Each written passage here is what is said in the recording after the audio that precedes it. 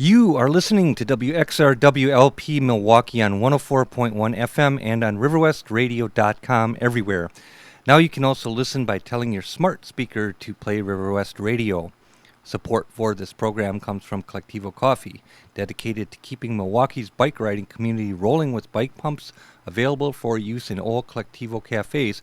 More info is available in cafes and at collectivocoffee.com. So, welcome to Cinema Fireside. Thanks for listening in. If you're listening live, it is a wondrous evening in Milwaukee where the temperatures are moderate and the sun has faded from the land, but nonetheless there is an air of ethereality that will not diminish regardless of the temperature or the quality of light in the sky bestowed upon the land. So I'm trying to fire off on Twitter here, letting the general population know that it is Cinema Fireside time, and so I'm doing that at the moment while speaking to you good listeners for listening in, and you can actually also look for us on Facebook as well, and Twitter at More the Scarier. So join us tonight at 7 p.m. Central Time for Cinema Fireside at riverwestradio.com, and you can actually get us on 104.1 FM if you are in the River West area. And it's a wonderful station with wonderful people, with diverse and wonderful ideas and personalities and vantage points and subject matters, and ours is about theater and film and life, nutrition. When we tell you not to drink soda and drink water, that's some damn good advice, man. Join us tonight at 7 p.m. Central Time for Cinema Fireside at riverwestradio.com. Thanks. And we'll put that out into the electronic universe right now. If you're enthralled with that process that you just heard, you can it appears at More the Scarier. Yes, okay, I got a very moderate acknowledgement of that. Oh, excellent. So, Gabe Van Handel generally joins us live from Kansas City, Missouri, as we are live in Milwaukee, Wisconsin. And so far there is silence. Am I now in a state of apprehensive fear, facing like 57 minutes of a monologue? Nah, not really. I don't care. It's, sometimes things just get existentialist, and then you just got to go with the extemporaneous flow. I did make some notes that probably mean nothing, but 5 minutes worth of a monologue that can be expanded for sure. These weekends are deep and they are wonderful. It was the Cedarburg Harvest Fest on Saturday, and what can you say? It's like autumn is in the air. There was great Halloween decorations, hundreds of vendors, and okay, excellent. And so parking at first was hellacious and non-existent, and as you got closer to the event, the parking costs would rise incrementally, I think from 5, 10, 15. Gabe, you rock, man. Gabe Van Handel live from Kansas City will be joining us shortly for sure. Hey, Sarah Lou. And so anyway, then we said, this is madness. We'll go into a lot, and as we drove around to get to that lot, we found beautiful space underneath the shade of a tree. So that was very effective. And the spirit of the event picked up when it was pointed out that there was a book sale, at a rummage sale, and books were all $1 each. It was at a Lutheran church. And the very first thing that I came upon was a biography of H.P. Lovecraft, which is fitting because we are now in the autumnal season. Well, it ain't autumn yet. Well, okay. The spirit of autumn is here. Technically, it's probably in about a week. So Lovecraft, the biography, L. Sprague, De Camp. So that'll be cool. Then my colleague found in a very thick tome, Tune In Yesterday, The Ultimate Encyclopedia of Old-Time Radio, 1925 to 1976. We do have a lot of radio books, but listening to WHAD last night for their old-time radio dramas, I was looking through this book, and I was looking at the CBS Radio Workshop, Suspense, Inner Sanctum, Lights Out, The Witch's Circle, which is not The Witch's Circle. Oh my gosh, I'm losing my mind. The Witch's Tale or so. It's one of the very first notable horror radio dramas, and that came to be in the very early 30s. And it's either The Weird Circle or The Witch's Tale. I think it's The Witch's Tale. So when we came upon those books for $1, including a David Mamet novel, a book Stanley Kubrick directs, a book on Shakespeare, so on and so forth, that's changed the tone of the event, and there was this new realm of hope and fascination that was immediately opened by this book sale and made all the difference in the world. And so as we continued on, so on and so forth, ultimately we ended up at Cedarburg. It's one of the 3 coffee shops there. It's the cool one. And the coffee was delicious. Started signing the books, that they got in Cedarburg. We got some notebooks for 50 cents each, so we could write of our adventures there, so on and so forth. And then we had the book down to Chicago, which is dreamlike and interesting because, again, the nightmare of parking. We went on Lincoln Avenue that could have prevailed. I mean, I didn't think about it and I didn't care about it because, again, it was an existential foray. So we'll just drive down Lincoln and we'll find a parking lot. Well, 2 blocks from the venue is a parking space. Not only is it a parking space, we're at the end of the parking at the street. Therefore, no one can block us in. No one can park 2 inches from our car on either side. We are free to go when we are ready to go. So when you park, if you're if you can get parking right by like an exit or an entrance right there where no one can block you in, go for that. Do not care what the backseat passengers say. They mean nothing. You're the person with the car. You're the person that's going to have to drive out. Do not if you can avoid at all costs getting blocked in by other cars, do it. You're one person. Say there's 3 other persons in that car. And no, just park, man. Just park, man. Just park. They don't matter. Their existence means nothing to you at that point. Think about yourself. Become centered on the beauty of yourself and just say, that ain't happening. I am parking where I can get out. And the more that they freak out, the more anxiety that is collectively being conjured means nothing to you. Nothing. Go into extreme neutral. Be in love with God. Be in love with yourself. And park where you can't be blocked in. They mean nothing. So, when we were done with this marvelous event, it was 2 bands. We simply turned on the car and left. Just like that. And into the beauty of the Chicago highway system into Milwaukee. It was like a dream. And if you want to comment on the band's names or anything, because I couldn't even understand what I was eating before we left, and you told me what the name of it was. Rio Mira. And Orquesta. Aquaken. Here, can you say it? Orquesta Aquaken. Okay. Yes. Okay, you heard it from the expert. That's pretty serious. Gabe, we have not forgotten about you. All notes have went to hell.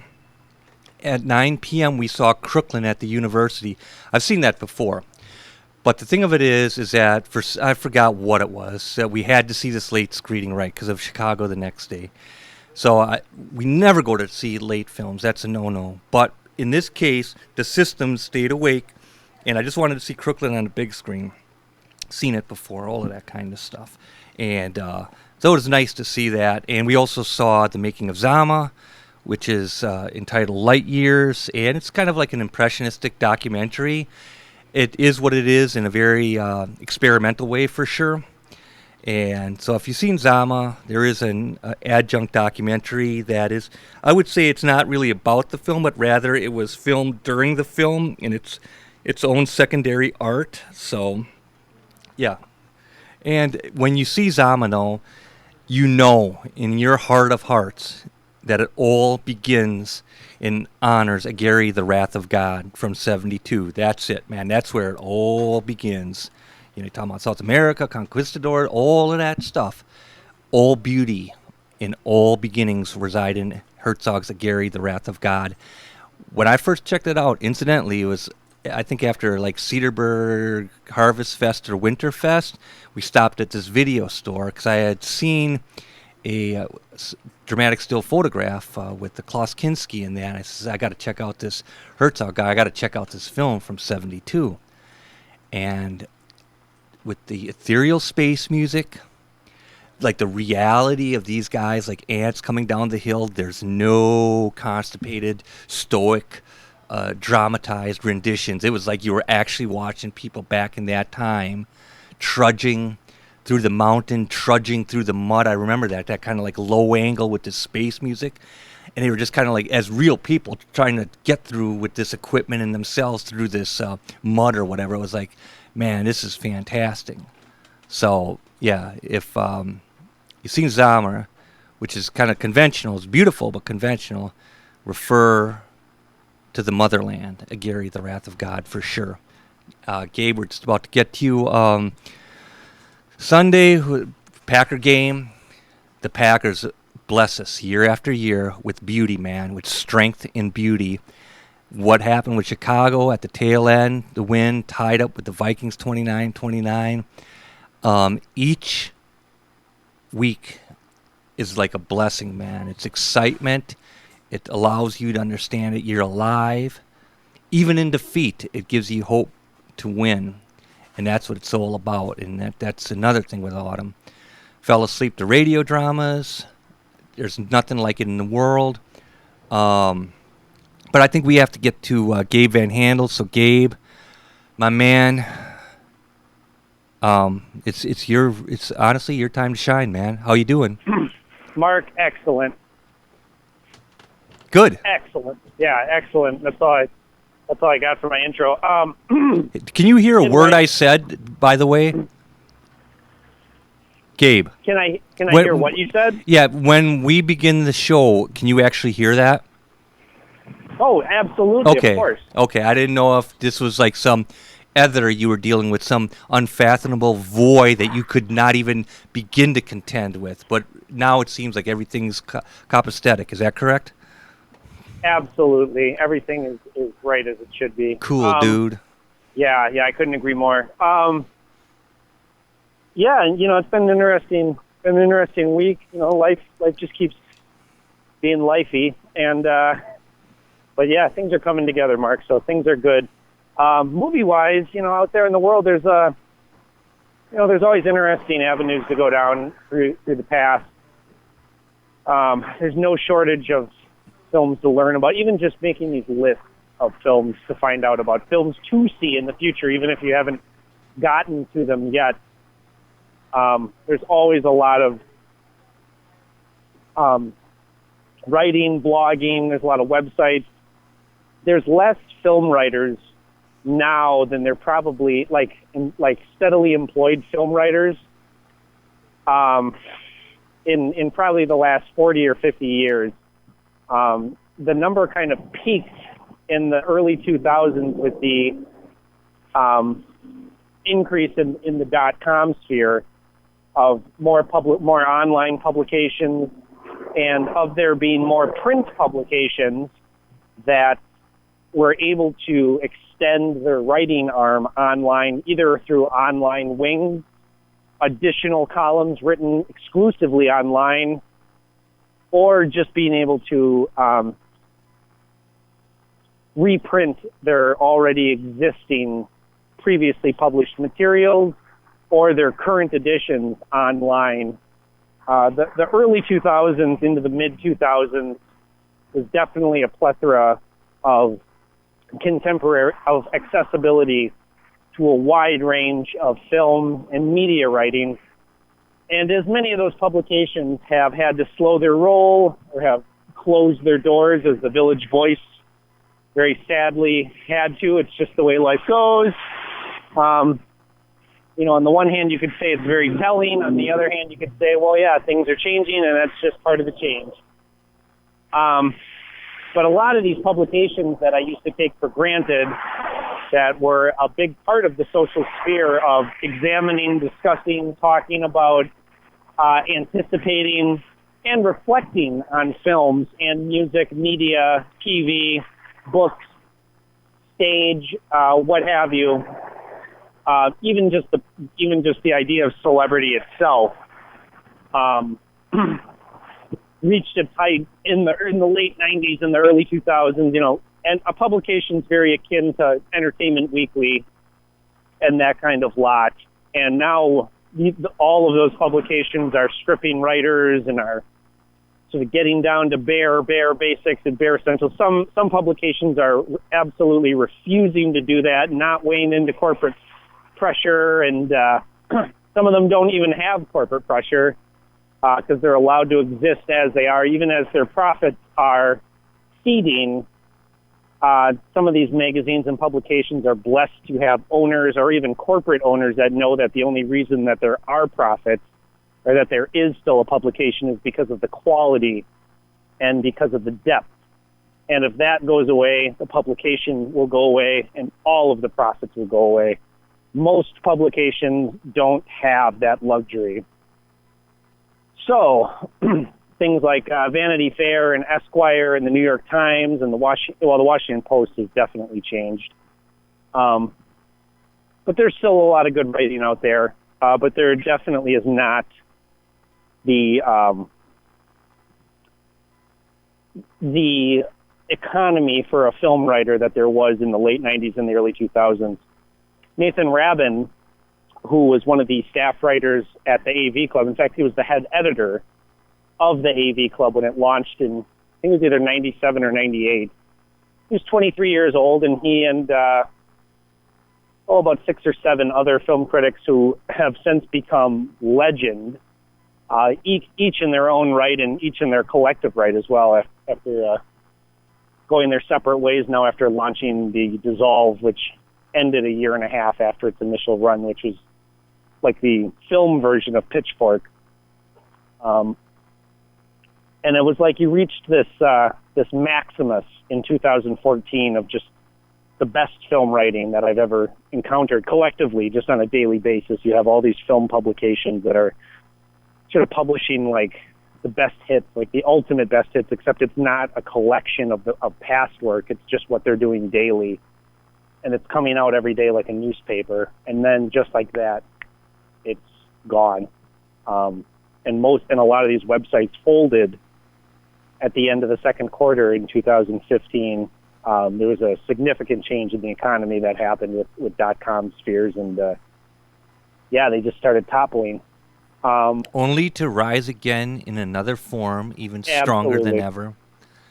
Absolutely. I got to put a positive hook into it, my man, because I can't get deflated. Thank you. Well, there's still other means of there being good film writing and film criticism. Podcasting is still alive and well. In fact, Amy Nicholson's podcast, The Canon, quite interesting. Even though it's based on sort of populist opinion, she brings a guest on, like a film critic or a film scholar, a film historian, or a film professor, and she discusses a series of films that sort of exist within a genre or within a certain state in the cultural zeitgeist of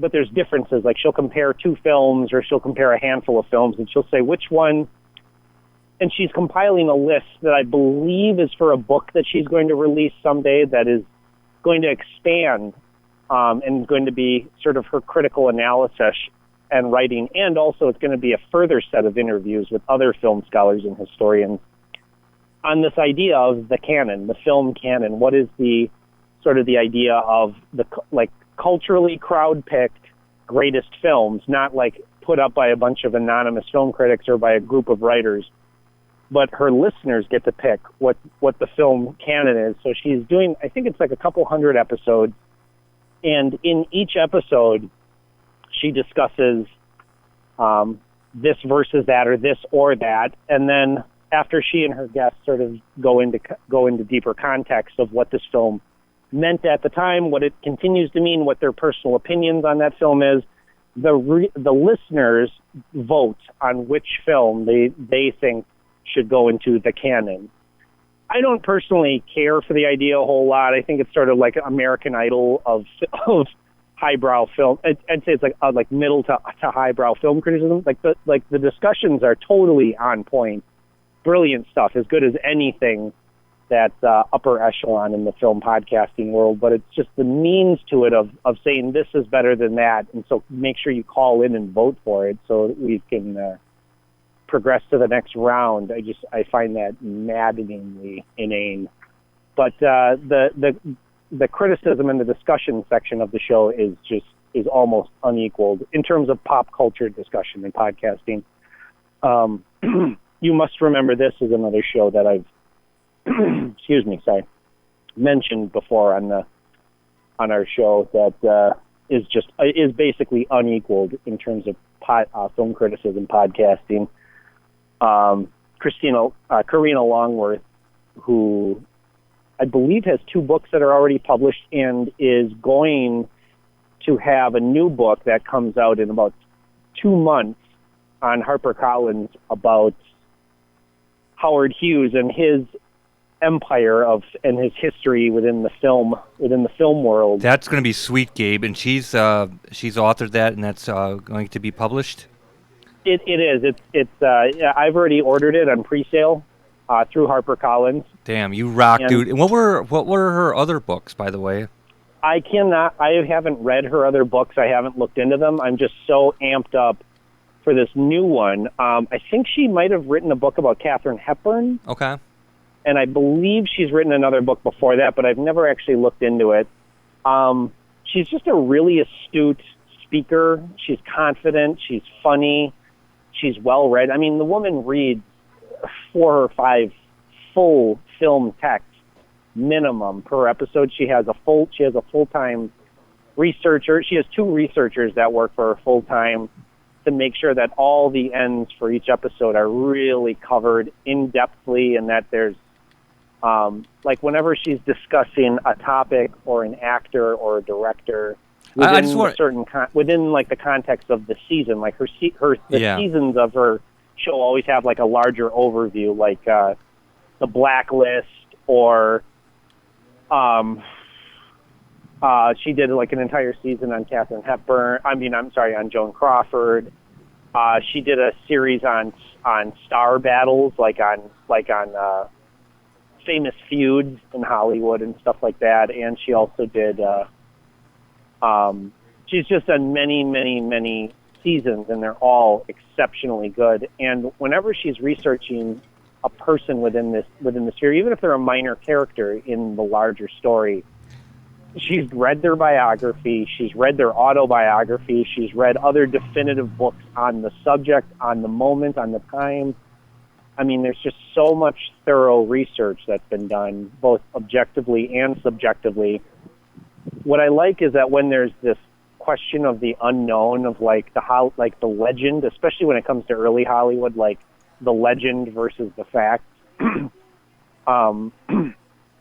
she oftentimes goes she investigates thoroughly and looks at it very objectively and makes a discerned opinion. And when it's not possible to make a discerned opinion, she states that like this propensity for Hollywood legend to go into the absurd and the vulgar and the overly sexualized and say it was larger than, and for it to be thought of as fact.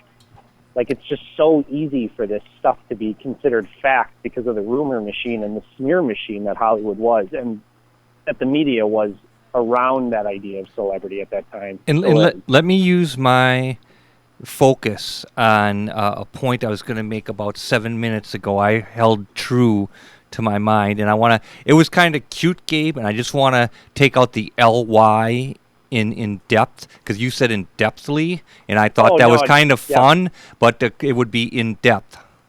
Absolutely. But It is I in-depth. do like your colloquialism. I got a kick out of it, but I just wanted to kind of do a mental exercise and hold on to that thought and bring it back up when I could. So thank you for allowing me Ab- to do that. Absolutely. In fact, her newest season is investigating the line between truth and fiction and just total made up nonsense in Kenneth Anger's. Dude, I read his Hollywood Babylon. biography. It's a great biography on Kenneth Anger. Oh, well, his book. I know what you're talking about, Hollywood. Hollywood Babylon. Yeah, Hollywood Babylon. Which is when it was originally published in 1959. Kenneth Anger wrote a book that was mainly an encapsulation of Encapsulation. of the years of Hollywood rumors, of the early star system, of all the Hollywood moguls, directors, actors, actresses, and legends and unfortunate incidents. And he basically exacerbated every rumor, every lie, every horrible story. Now, some of it was true, that there was actually a tinkle of truth to some of these stories, especially ones that were officially reported on, but he would just exaggerate the sexual predilections of these any actor or any actress, especially if there was even just an inkling that they were gay or lesbian, or that they were cross-dressers, or that there was murder involved, or that someone was extorted. He basically turned any possible rumor or myth into the pulpiest of fiction. And that's part of the entertainment of that book, is the fact that he takes everything, and it's never really quite clear if he's in fact done any real reporting, or if that was his mission, or if it was just to sort of keep that machine rolling. If he was so immersed by that idea of Hollywood being the legend and the lore, and the despicable one too, like that the dark side of that the dark side of that coin is just as shiny as the polished and varnished side. That's, like I think was just because of the way that Kenneth Anger as a human being works, the way his mind works. It's hard to know whether that was just what he actually saw, as if he encountered oral history, because he doesn't publish a bibliography with that book. So there's no way to know if he was cashing in and trying to make money on those legends, and he didn't really care about journalistic integrity, or if it was done with camp value in mind, and he was just being a provocateur. Because Kenneth Anger is just a very extreme artist. He's an extreme person. So the line between what his intentions were with that book are kind of obvious, and at the same time, because it is so entertainingly well written and it's so absorbable, and it has been so misquoted as actual reporting in some cases, it's hard to know exactly what his intentions were. But Karina Longworth, in her newest season of the show, in fact, there's going to be a second part to the season later in the year, she takes entries from his books. I think so far it's been like 7 episodes, and she examines the history behind what he's printed in his book to see if there's any objective truth or not. What's the stop sign? You're not going to get ran over, are you? No, but sometimes you just never know. Yeah, that's true. You got to, left, right, and left again. Okay. It'll all work out. Yeah, it usually does. So her newest season is on that. The Charles Manson season that she did about 2 years ago is of notable interest. I've recommended that to a lot of people. There's just a lot of history there, and a lot of interesting crossover between Hollywood and the music scene, and just stuff of all sorts of interesting worth. And she does her research really well. Dennis Wilson pops up for a couple of episodes in the nonfiction works. and Charles Manson is just a real interesting figure. Yeah, I'm reading that book It- by the new Manson book by I think it's Jeff Gunn. It's Mhm. and but I got it because I love human beings, so it's kind of hard for me. I actually had to stop at the break-in of one of the houses, so I'll pick it up. I just was not gonna get into that at that moment. It's a great book. Author's last name is Gunn, Gunn, I believe, and I think the title of the book is Manson, and yeah, that's always a fascinating story because of his experience in life, the others that he attracted, and all of the crazy stuff that went on. So yeah. Absolutely. Yeah, I went to the theater to. I'd come across a number of good reviews for this recent film, Searching, which stars John Cho, who played Harold in the Harold and Kumar films. And he's an interesting actor. I've always liked him. He's sort of the go-to Asian guy in a lot of films.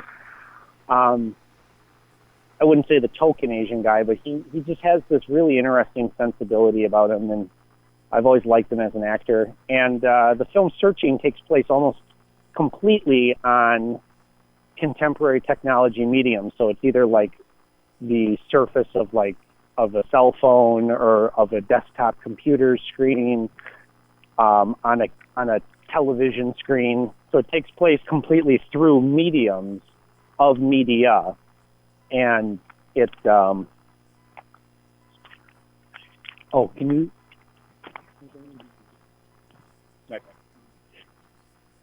Oh, sorry. So it keeps a brisk pace, and it's about a father who's trying to he's a single father raising his teenage daughter, and he seems emotionally vacant, and as the story moves along, you get pulled in closer and closer to the characters, and does a really good job without trying too hard. There's a sort of subtle intimacy, even with minor characters, even with the real obvious characters. It's a thriller, and there's a handful of twists that feel like they were reshot later in the process of the filmmaking, almost like a producer's cut was put together. But it never abstracts or deters away from what makes the film really work, and it really does work. It sticks to its visual medium, and the distance and the space offered by the fact that it's only viewed through the prism of technology, of user technology, actually works as a bonus rather, and it actually enhances the story rather than detracts from it, because it shows how people can use screens or use technology as a means to sort of distance themselves from their own lives and from their own emotional reality. And it shows how ubiquitous really communicating, even with people that are a room away from you, or when they're sitting right next to you, how often we will just spend so much time communicating or doing absolutely nothing on these mediums, while there's a human sitting next to us, or communicating with this human when they're literally But what could we possibly learn from this human next to us? Well, there's a lot, especially if it's your child. Right, but again, there's people of all ages, all ideas, and yeah. Well, what do you mean? Yeah, of course, if your kids is there, you're gonna be saying, "Hey, what's happening, man?" and throw a red rubber ball back and forth for sure, man. But we're talking about like Joe Blow. I mean, your mind is gonna get infiltrated with so much junk, man. Your subconscious is gonna die of a heart attack. Well, the thing is, Mark, is I mean, while I choose to feel like I'm in the same ballpark as you, that I get bored pretty easily, I think what makes life increasingly worth living is to find patience and tolerance, and ultimately find a meaningful compromise with people that we would otherwise find not have enough to do with our own center of being, and finding out that maybe focusing on other people instead of just ourselves is oftentimes where the most peace, the most grace, and the most candor and the most wisdom can come from. Right. Except there's an opposite end to that. You should be more focused on yourself. You should be self-centered. Get your own house in order. And Sure. people got their own motives, their own thing. Is this thing about other people? If you're not taking care of yourself, you're not going to be able to take care of anyone else. And American Airlines distinctly tells you that. But I also think most people do know how to take care of themselves. Incorrect. And I truly do believe that most people, there's 7 billion people on the planet. Dude. Do you know why a number of people can't take care of themselves? Because they're too busy messing around with everybody else. That's oh man this and oh man that. That's what I'm saying. Well, but I think a lot of people, like, you don't see most people that just go to work and go home and raise their kids and have a small, tiny group of friends, don't socialize a whole lot, don't do a whole lot, focus on their hobbies, take care of what they need to take care of, and live a happy, meaningful life with a small family, a small group of friends. Rock on. And never don't spend 1 minute of their life interfering or just putting this toxic sludge of negativity onto other people's lives or inserting their own opinions in other.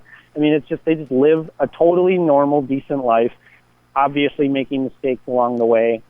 But I think being tolerant. That's the incorrect word, because Gabe, you got to choose a different word, because tolerance means I don't like you, but I'm going to put up with you. So that I think every day. Replace the word with understanding. Tolerance is a negative word. That means I don't like you, but I'm dealing with you. It's been misused. You are too good. You are too smart. You're trying to understand other people so you don't have a heart attack. So when you go to the doctor, they say, damn, dude, you're 500 over 600. I also think that doing it, I think not purposely putting yourself in those situations as little as possible.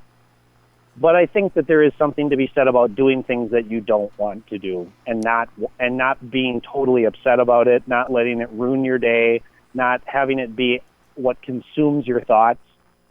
Because I think, there's stuff that I do every single day for hours that I don't want to do, and somehow I still let my mind wander. I let my thoughts go.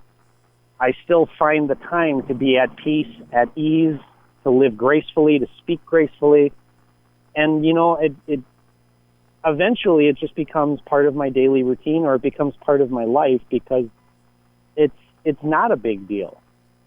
I still have the time afterwards, once I'm done doing stuff for other people that maybe I may or may not want to do, and I still find the time to read the books I want to read, watch the movies I want to watch, spend time with the people that I do want to spend time with. There's still time to do all that, and to be honest, I'm a lot more patient, I'm a better listener, and I'm able to give better advice about other people's situations when other people are in crisis, not just when I'm in crisis. But I'm able to give advice to my friends and family because I have context, because I've been through that. Oh man, that situation really sucks, but here's a way out of it, because I've gotten myself out of it. I think it's that peaceful negotiating with yourself of just, wow, I don't like this situation, but I like but Mark, I agree with what you say about the monotony of daily average Jonas, but you have to just whenever you're stuck in a situation like that, you just take your mind somewhere else. Because Mark, you have such an active mind. You've got there's no monotony on this end. No day's the same. I guarantee you that, man, because everyone's different. And believe you me, there's no monotony on this end. It's like, what I'm saying is, I know, and bless your heart too, Gabe. When you encounter it from other people, instead of, I just don't think that there really is ever really any. If I just don't believe that there's really any situation that I encounter in my own life where I feel really threatened anymore, or where I feel like the impounding stupidity. And it happens sometimes where I'm like, the situation I am in is so stupid that I will become dumber for just being in it or near it. That's beautiful. That's profound. Having to listen to it. And there's times where I'm not allowed to exit the situation. Like I don't get to exit the situation. Like, I don't have the luxury of being able to be like, nope, I'm out of here. Like it's a non-option. And, that's one of those moments where you have to choose your behavior. Do I live gracefully, or do I choose to exhibit other emotions that contribute to the situation? Because then, who the Dumbo is? It's me. So I appreciate the stuff you're saying about this, like, don't let the average Joe-ness sneak in. Don't be the average Joe. Live fiercely, live boldly, live independently. And okay, I'll even get behind the live selfishly thing for a minute, because the kind of selfishness that I see a lot of people exhibiting is so unadmirable. But the kind that you're talking about just taking care of yourself, Yeah. yes, that's admirable. Yes, you need to make sure that mentally, spiritually, physically you are fit, that you're healthy, that you're happy to the best of your ability, and that you're not sacrificing yourself so that you can live in some illusory fantasy world where the idea of happiness comes first before the actual reality of it is years behind you, and it's never going to happen again. This idea of happiness, this fantasy world, I agree, Mark, that is not any way to live. But I guarantee you, Mark, like you're living life well. You're a man of high pedigree, and I always appreciate what you bring to the table on the show with your adventures in life, and you write constantly. So I feel like I just feel like there's always someplace interesting to go. And I'm really glad that every Monday I get to find out where you've been and where you're going. Yeah, it's truly amazing, Gabe, and just hearing that is quite amazing in itself. I do want to say that many shelves have been put up for hundreds of more books, and I do want to say thank you here to the left for doing that. I appreciate that. It's really looking good, and what the key thing of that is that those books are right where you can avail yourself to them, and they're just wonderful landscapes. So, and also not only that, we now have the ability to see films, and what we're focusing on, at least over on this end, is From the Life of the Marionettes, The Right, After the Rehearsal, and I think there's one other floating around. And so that's when people say you could watch these films, you can watch these films, it means nothing. It only means something when After the Rehearsal is invoked. Then there's life once more. So, Mark, I finally I got around to rewatching Werner Herzog's Bad Lieutenant, Port of Call. Yes. New Orleans with Nicolas Cage. In a lifetime of Nicolas Cage films, one of my favorite actors for so many reasons I can't begin to describe. It's hard to state exactly. Describe or die trying. Well, Cage comes up early in the 1980s as a sort of a maniac. A maniac, yes, thank you. A real maniac character actor, and Valley Girl, and among many other films, put him on the map. Moonstruck, Vampire's Kiss, many others. He wins an Academy Award in '95 for Leaving Las Vegas, which is this very strained and extreme and elaborate performance that goes to these very Oscar-baiting, I would say lows, but also these very delicate highs. There's a lot of real beauty and a lot of real restraint, oddly enough, in that performance, but there's also just this over-the-top, obvious, very physical form of gesticulating his ideas for you. And it's very entertaining, it's very enticing. And considering that the film is about alcoholism, what's odd is that it's very intoxicating to watch him act, because there is something very profanely eloquent about that performance, I guess, because he is this really gentleman's, he's a sort of gentleman's loser alcoholic. He never, he wants to spend his last week of life drinking himself to death, and he hires a prostitute to join him on the journey, Elizabeth Shue, who's also fantastic in the role. And there's just this real bittersweet, violent end as he's literally trying to kill himself by drinking himself to death in these last, and it's depiction of brutal, head-on, full-tilt alcoholism is a little bit stagey for a Hollywood film, but it also has this bite of sort of new Hollywood realism to it at the same time, not in the filmmaking, but in the darkness of the material, as based on John O'Brien's single novel that he wrote as a semi-autobiographical piece of literature that he wrote about his own descent into alcoholism, which was finished posthumously, as were two other books of his that he was working on at the time, by his sister and by another family member of his. He was an incredible writing talent. He was a brilliant writer. I mean, he just was.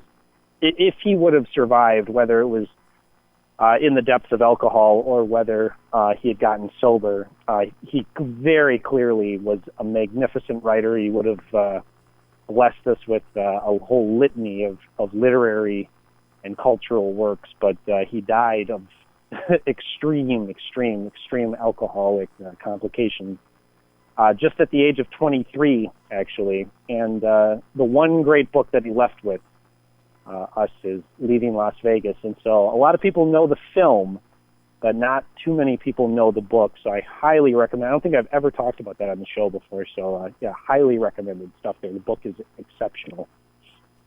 But that's the film that really puts Cage on the map.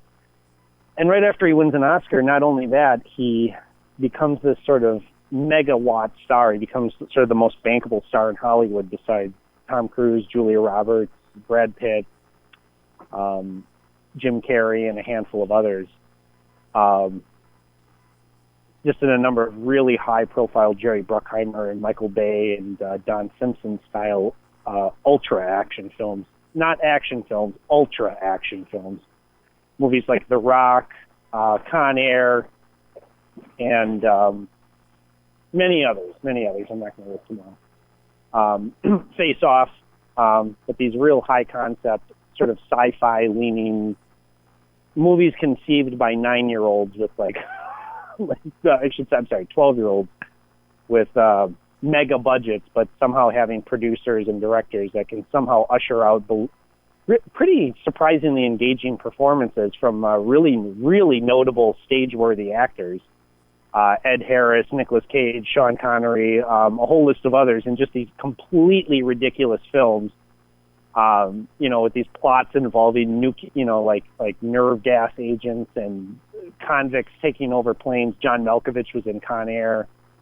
A whole list of other, Cole Meany, and actually a whole bunch of other stage actors make bit role appearances from the LA theater scene throughout that film. And Cage stands out as just this wild, manic, method performer who's just sort of unhinged and could just blow his top at any moment, and is really able to just show the this just completely absurd side that no other mainstream actor really has gone to before or since, I think, in terms of its cartoonish, over-the-top characteristics. And then his career starts to fall apart. He files for bankruptcy. His obsession with Elvis takes, is wildly and publicly known. And he buys like 7 or 8 castles around the world and then loses almost all of them. And now he's hugely in debt and will basically star and act in anything. No money of which goes really into his pocket, but just goes towards paying his debts that he will surely owe probably until the end of his life. And he now stars in films like USS Indianapolis. And wait, who's in debt? Nicolas Cage. Oh no, are you serious? Oh yeah, he's been in debt for well over a decade. Oh no. Yeah, I was just reading this. It says how far will $1 million take you into retirement? I'm thinking, man, what kind of dope are you if you can't live off $1 million? I mean, you're getting a pension, you're getting Social Security. Unless you're 70 years old and doing coke and having hoes 24 hours a day, there's people that live off $7 a month. So some of these ads and things are preposterous. I couldn't agree more, Mark. People Thank you. take $1 million and live for 10,000 years, man. It's done every day. No, it's actually really true. Thank you. Peanut butter and jelly sandwiches, and maybe eat a handful of spinach once in a while. I think you'll make it. Yeah, anyway, beans and rice. Thanks, babe. Yep, absolutely. Eat your beans and rice.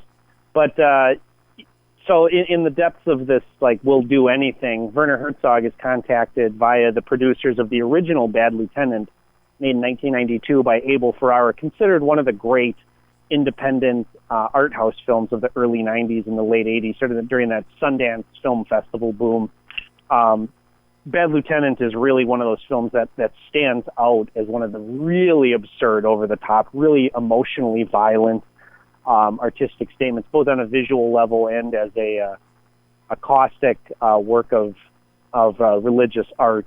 Ferrara is a really loudly spoken Catholic artist, that he has problems with organized religion, but he also identifies with a lot of the characteristics about this, Catholic guilt and shame, and also the hypocrisies of the Catholic religion. So there's plenty of that in the original Bad Lieutenant, which stars Harvey Keitel and has a number of these famous sequences. Harvey Keitel wandering around in a dirty, very realistically filthy trap house apartment, like completely naked, just singing and dancing around while he's high on heroin, full frontal nudity. There's other scenes where he's smoking crack and shooting heroin and just doing all this other stuff that was not accustomed to be seen in even dirty, even real extreme art house films around that time, because How do you get into debt, by the way? Well, Nicolas Cage eventually because he bought all these castles and he was just spending extravagantly. Okay, what do I always say, dude? Get a ranch house, customize it, get 6 bedrooms, get your office, your study, your beautiful window that looks out into the woods. Make sure that you buy it up front, you pay for the principal, there's no mortgage because you're rich, you give them $800,000, and then you make sure you have property tax for the next 40 years. You just look at your residuals. You look at you do all your financial planning. So who was not there to tell him that?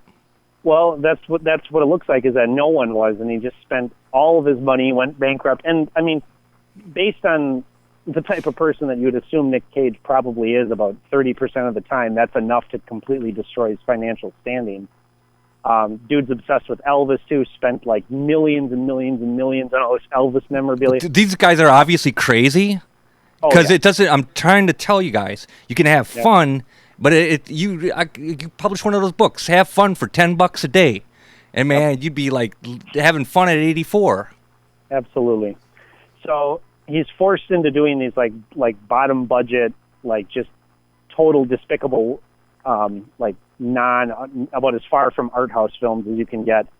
But he gets Werner Herzog options the rights from the producers of the original Bad Lieutenant, who want to remake it to cash in on it, make a real low budget sequel or remake. And Herzog signs on as an opportunity to work on a film about a police officer in the depths of drug addiction, who sort of finds has this crisis of wills with his conscience, and ultimately maybe is able to find redemption through these acts of salvation. And Nicolas Cage signs on. So of course the initial buzz is Bad Lieutenant's being remade, Werner Herzog is directing it, and Nicolas Cage is starring in it. That alone right there, the picture that people are, that they have in their mind of what this film could be and should be, all of that is blown away by what the film ultimately is, which is a stirring, brilliant artistic statement. It's one of Herzog's strangest and most beguiling films. One of Cage's it's probably his most over-the-top performance, but in the context of the film, it's brilliant. It's haunted. He looks like he's literally dying. He looks like a cocaine addict. There's scenes of drug use in the film that are actually necessary. They're not just indulgent. The acting, the characterization, the plot development, everything is top notch, and it's a really astringent and empty looking movie, while at the same time having these moments of just total surrealistic beauty. We're having our moment right now of surrealistic Absolutely. beauty, and that also is my call to arms, Gabe, to let you know that the midnight hour is upon us. Oh, it must be, Mark. Okay, well, I'll tell you what, man. I'm gonna let you guys go. But it's been great. Next week, same time. Yeah. Gabe, dude, Mark. thanks for everything. I love you. Bless your heart. Love you I too, Mark. really, really appreciate your presence on a weekly basis. Absolutely. Thanks to all our listeners, of course, and we'll see you next week. Cinema Fireside. Have a good night, everyone. Good night, Gabe. Gabe Van Handel, a superstar currently residing in Kansas City, Missouri. He was here among us in Milwaukee. It's always good to see him. And now, yeah, bizarrely enough, we find a few minutes of rampant existentialism at our behest. I mean, we can go wherever we want to go. And I do want to thank the listeners for listening in, certainly here to Cinema Fireside. And your subconscious takes in everything. So when someone tells you the obvious, it's still good. It's like boot camp for your soul, boot camp for your intellect. And so that's why these things can be repeated. Like, hey, drink water, not soda. And you be saying, well, that's obvious. But your subconscious, you still be drinking soda, because your subconscious hasn't been hit that many times. That's why there's a beauty in redundancy. I'll euphemize that word and say repetition.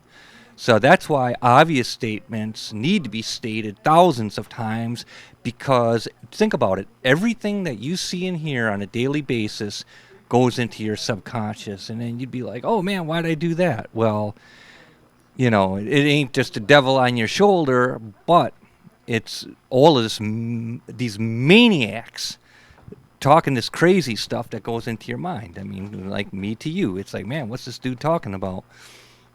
So that's why in the morning there's this beautiful peace. It's Herzogian. You open up the front window, there's like a jungle in front of you. An autumnal candle is lit, an homage to the essence of peace. My man sitting here laughing, he can't take this. Oh, okay. My man calls it a rhapsody. That's beautiful, though. So it's with that. I mean, people be paying like $55 an hour to be silent. So, well, you can do that on your own, man.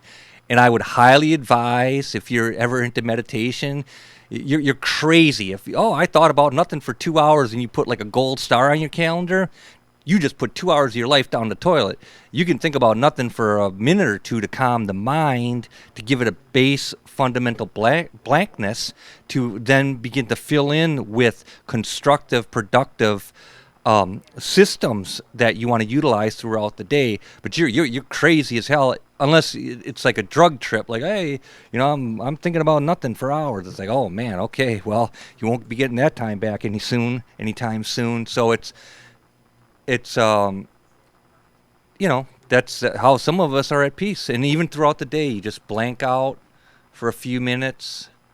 Your heart rate is just even. You don't care. You're gonna die. You've been born. You're gonna die. Think about death every day. Think about your funeral. Think about your pictures people be looking at. That doesn't matter. That's all neither here nor there.